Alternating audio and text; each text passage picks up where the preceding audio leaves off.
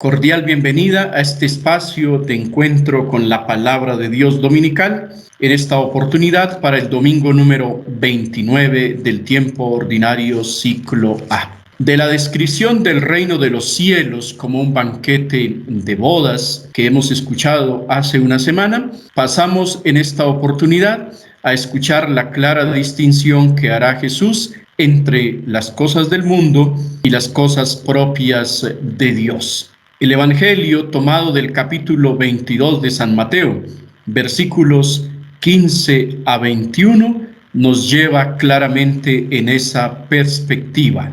Estamos ante el único pronunciamiento político-económico de Jesús que siempre escocerá en las conciencias: la cuestión tributaria. Las provincias romanas, recordémoslo para contextualizar, como era la Judea en la época de Jesús, estaban obligadas a pagar un tributo al emperador romano.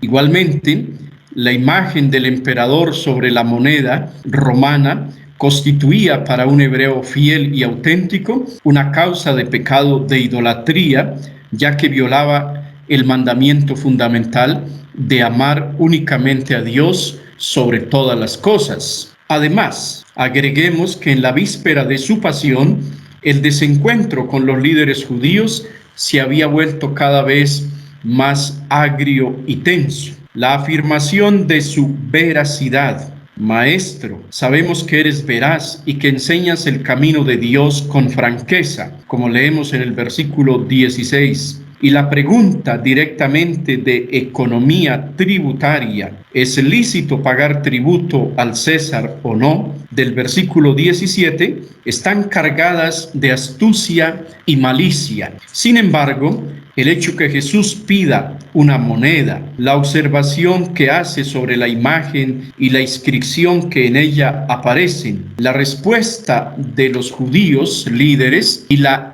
consiguiente afirmación de Jesús: pues lo del César, devuélvanselo al César, y lo de Dios a Dios, los deja totalmente desenmascarados. El cambio radical en su análisis va más allá de la lógica humana. Jesús ciertamente reconoce la existencia y la utilidad pasajera del poder político, pero a la vez deja muy en claro la diferencia entre las cosas del mundo y las cosas de Dios. Mientras que la moneda viene sellada por pertenecer al emperador, el creyente está sellado por la imagen de Dios. Lo leemos claramente en Génesis 1:27. Creó Dios al ser humano, a imagen y semejanza de él los creó. El poder temporal tiene límites que no puede traspasar ni olvidar, mientras que Dios es plenitud de todo y en todo. Dios tiene un señorío espiritual que trasciende todo. También nos lo recuerda Efesios 1:3-14. En el fondo, entonces, Jesús con su afirmación les declara a los líderes de los judíos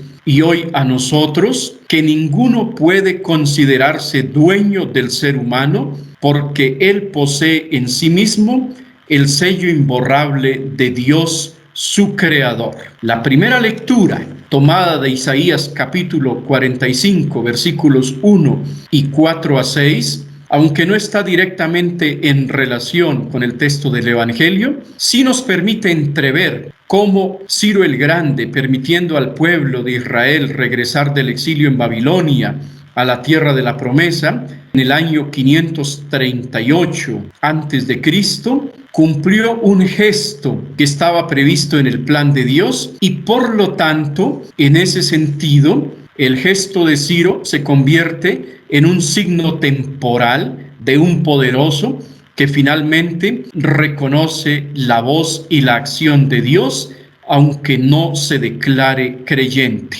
Y en ese sentido, entonces, se establece una perfecta relación con el Evangelio de este domingo. También la segunda lectura, tomada de Primera Tesalonicenses, capítulo 1, versículos 1-5, que entre otras cosas, recordemos, Primera Tesalonicenses es el escrito más antiguo de todo el Nuevo Testamento.